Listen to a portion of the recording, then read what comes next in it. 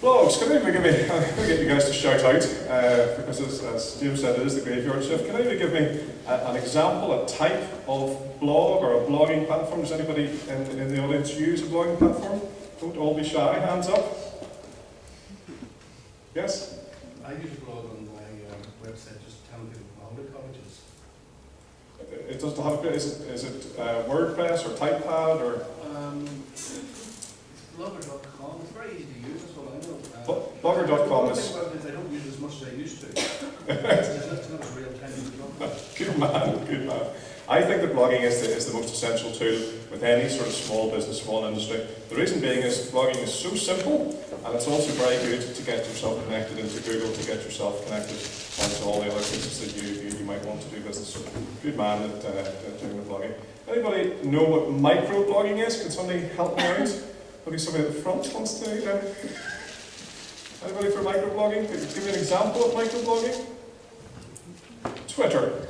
Twitter is a lovely, simple example of microblogging, and I must say I'm a fairly avid Twitter.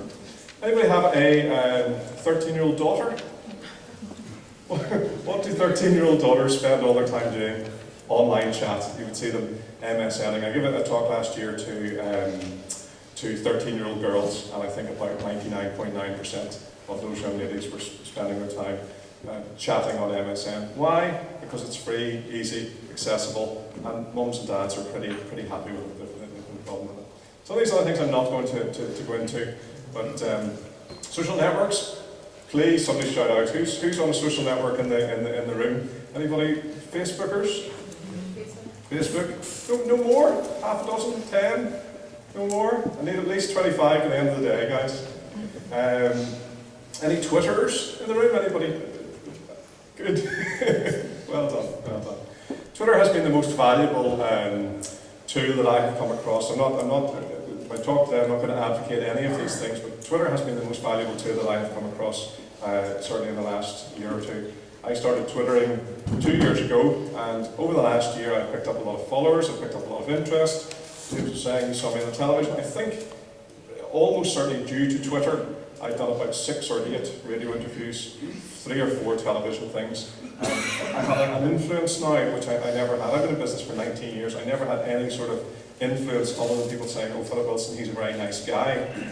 Now I have an influence. If I have something, a message that I want to get out there, I can easily send my message. I can send my message to about 1,000 people, but not all of those 1,000 people are listening. Perhaps one in well, I reckon about 50 people of the 1,000, whatever that is, about 1 in 20, actually listen to what I'm having to tell, what I am telling them. The school of thought there is that the more tenuous the connection, if it's somebody that I know that I'm very friendly with, they know what I'm up to, they know I'm playing cricket, they know that I'm giving a talk at the Dard conference.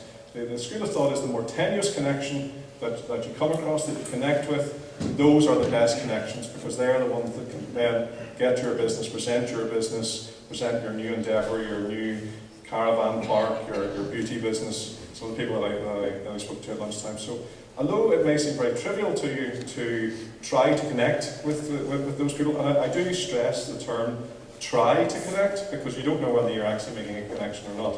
It can be a very, very valuable tool to use and experience to have. It doesn't have to be Twitter, it could be one of many different platforms. I'm not going to go through all of these because I don't want to put you to sleep. Podcasting and video podcasting. If you have a story to tell, if you have I worked with a man a couple of years ago, and he created sticks. He had walking sticks, and what he used to do 4 or 5 years ago, he would make a stick, and he would carve it, and then he would pick an old man or an old lady in the community, and he would give them the stick, and this made life just fabulous for him. What does he do now? He carves the sticks, he sticks them on eBay. They used to be 50 or 60 pound a stick. I think they're about 200 pounds a stick. What did he do? He told his story, a story that he'd had, if you like, in his back pocket for about 15 or 20 years. He started putting them on eBay, and wait, I tell you, I went to see that guy every Tuesday afternoon for 3 or 4 months, and every time I went to see him, he had a bigger smile, and one week I went to see him, he had a much bigger car. So it's a good way to tell your story and to get it out there. Photo sharing sites, the statistics say that about 60% of people have actually uploaded their photos or video up onto the internet. Show of hands, people who have put their photos, Must be, mums especially. Good, good. That is probably the easiest, we'll talk about this later, but probably the easiest place to start, to share, to contribute. A quick story about virtual worlds. I have a young sister, she's 32 years of age, she's extremely accomplished, she's a consultant, I don't really know what that means, but she gives talks all around the world. She's never home, she gets paid for doing even less than I do. And I have a mum, my mum's 76 years of age. My mum reads the Daily Telegraph and is connected to the modern world by the medium of CFAX. My sister comes round to my mum's house to check on her to see that she's okay. My mum tells her this story, the story of a virtual world. She says, Diane, there's a virtual world called Second Life, and a lady in Germany has just become a virtual millionaire on this Second Life. And she said, how did she do that? On Second Life, I don't know that you know anything about Second Life. Second Life has actually taken a bit of a dent in popularity recently. But in Second Life, I love forts. So I would build a fort on my island, and somebody else loves princess castles, and they would have an island and they would build a princess castle. But sometimes you would have a conflict. Somebody might want to, as you have in real life, somebody might want to build a fort next to a princess castle or whatever it happened to be. This German lady had the idea that she was going to zone. So certain islands were for princess castles, certain islands were for forts, certain islands were for education institutions and so on. And she zoned these virtual islands in a virtual world. The thing that my mum neglected to tell my sister, when you want to go from one virtual island to the next virtual island, you have to fly, right? So the currency of this virtual world is called, you're all very quiet, I'm very worried about you all. The currency of this virtual world is called Linden dollars. My mum told my sister the entire story, and my sister looks at my mum and says, one question, Mum, have you been drinking? This whole world, this whole new environment, that's a very strange story. You hear stories of people getting married in Second Life and then getting married in real life. A very, very daft couple actually got married in Second Life, real life, got divorced in real life, and had to go back to Second Life to tell this virtual world. That's getting a wee bit ridiculous. What you have to be aware of is all of these things are out there, and the world is changing. I hear a lot of people saying, I'm not going to bother with that there, internet, okay? That's not the way you have to look at this, you have to address this.